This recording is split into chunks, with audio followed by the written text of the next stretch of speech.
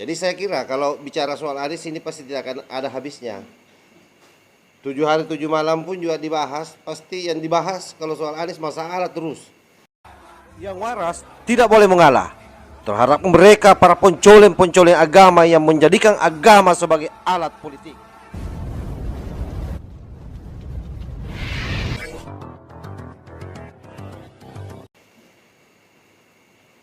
Masalah terus. Dan kalau saya bicara seperti ini, para pendukung Anies pasti marah-marah. Dan itu wajar. Wajar. Kita juga tidak boleh melarang Anies. Misalnya punya cita-cita besar, ingin menjadi presiden. Wajar saja karena semua anak bangsa saya kira punya hak yang sama. Tetapi tentu saya tidak sepakat kalau orang yang sangat dekat dengan pola-pola politik identitas kemudian menjadi pemimpin di bangsa ini. Karena pasti akan merusak, pasti akan membuat perpecahan di antara kita semua. Semua paham bagaimana sejarah bangsa-bangsa yang ada di dunia hancur akibat daripada gesekan politik identitas. Dan bahkan tidak saja itu, seluruh sahabat-sahabat Nabi selain daripada Abu Bakar Siddiq itu mati dibunuh oleh sesama muslim sampai cucunya Nabi kemudian juga mati mengenaskan hanya karena kepentingan politik. Bahkan dalam sejarah kita tahu bahwa pada masa Abbasi Eropa itu dikuasai oleh orang Islam. Tetapi apa yang terjadi hari ini tinggal menyisakan 10% umat Islam di Eropa. Itu karena apa? Proses pendekatan yang dilakukan ekspansinya adalah penekanan pada sisi kekerasan politik atas dasar penyebaran agama. Padahal sebenarnya yang dilakukan waktu itu pada masa Abbasiyah adalah invasi perluasan wilayah.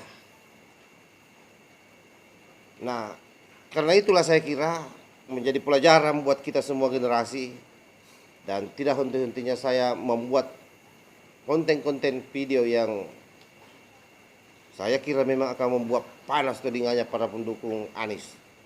Tapi ini saya lakukan dalam kerangka untuk memberikan edukasi kepada anak bangsa untuk tidak terjebak masuk main dalam ranah politik seperti yang saya sampaikan tadi yang bisa membuat kita terpecah belah. Soal siapapun yang Anda pilih nanti di tahun 2024 itu urusan Anda. Dan yang terpenting adalah mereka adalah orang-orang nasionalis, orang yang peduli terhadap kesejahteraan, bukan peduli terhadap kelompok-kelompok kadrung yang notabene mereka adalah kadal burung yang datang mengadu nasib di Indonesia tapi berpikir mau mengganti Pancasila dengan ideologi khilafah. Jadi kan ujung-ujungnya itu semua.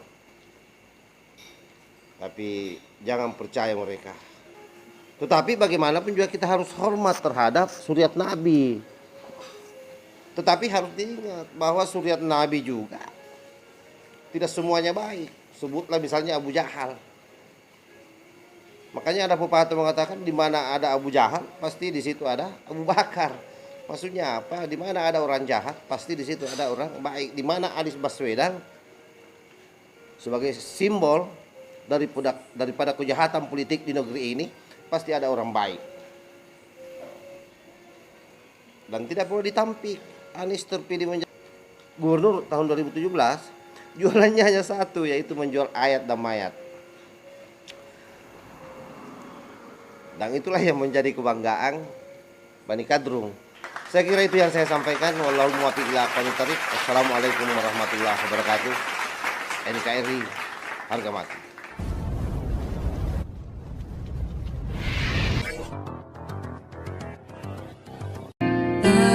Tanahku yang ku cintai,